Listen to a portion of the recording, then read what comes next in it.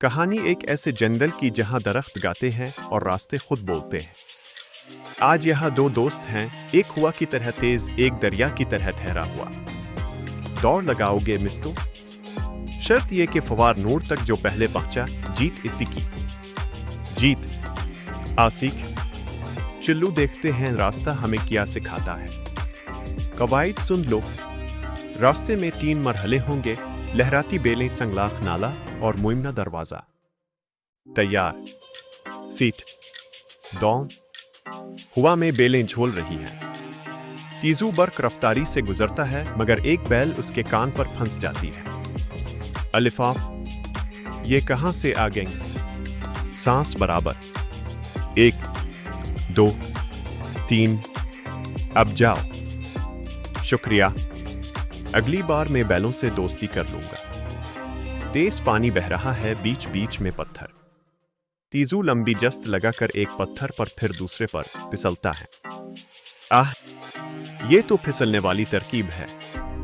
میرے خول پر قدم رکھو، آہستہ آہستہ چلیں گے تو پار ہو جائے گا۔ تیزی کام آ گئی۔ شکریہ، اور تمہاری مضبوطی بھی۔ قدن آدم کھمبیوں سے بنا دروازہ روشن ہو جاتا ہے۔ گزرنا ہے تو بتاؤ، وہ کیا ہے جو ہر دوڑ میں آگے رہتا ہے مگر چلتا نہیں؟ ہوا، سایہ، جی، امم، راستہ، کیونکہ منزل تک پہنچنے سے پہلے راستہ ہی آگے ہوتا ہے۔ جب تیزی اور ٹھہراؤ بات کرے تو مشکلیں دروازہ سمجھ کر کھلتی ہے۔ سنہری پانی چھینٹے مارتا ہے، رنگو فیتا اٹھائے کھڑا ہے۔ آخری سیدھا راستہ۔ دوست آج جیت کس کی؟ کیوں نہ پہلی بار منزل بھی ساتھ بانٹ لے؟ وہ رفتار ملاتے ہیں، قدم قدم، اور ساتھ ساتھ لائن کراس کرتے ہیں۔ فیتا دونوں کے درمیان پھٹتا ہے۔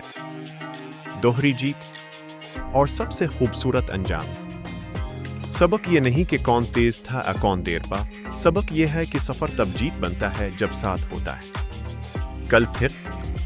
کل دور نہیں، راستہ یہی ہے۔